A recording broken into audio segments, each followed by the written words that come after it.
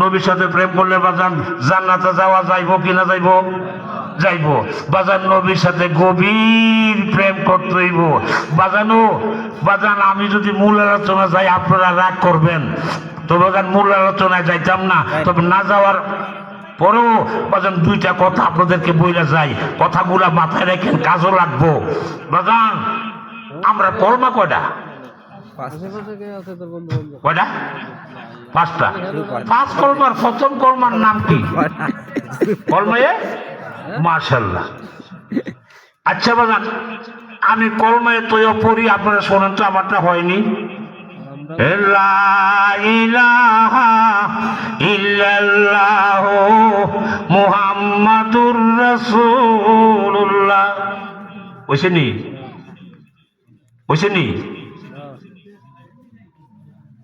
আচ্ছা বাজান লা ইলাহা ইল্লাল্লাহ এই নামটা কার? গভীর খেল। লা ইলাহা ইল্লাল্লাহ এই নামটা কার? আল্লাহর।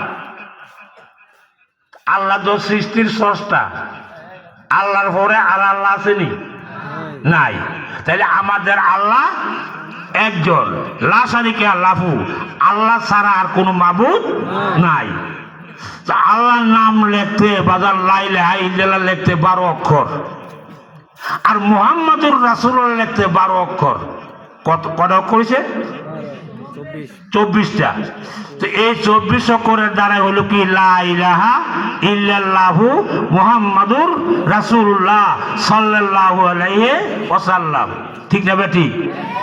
আমার এখন প্রশ্ন বাজান আপনার কাছে, এখন আমি মুসলমান হমু, এখন মুসলমান হইতে যাইয়া আমি যদি এখন পড়ি লা ইলাহা ইল্লাল্লাহ, লা ইলাহা লা ইলাহা। আচ্ছা বাজান কয়বার কইছি? কয়বার কইছি? 3 বার। মুসলমান হইছি নি? না। মুসলমান হইছি নি? কে রে বাবা?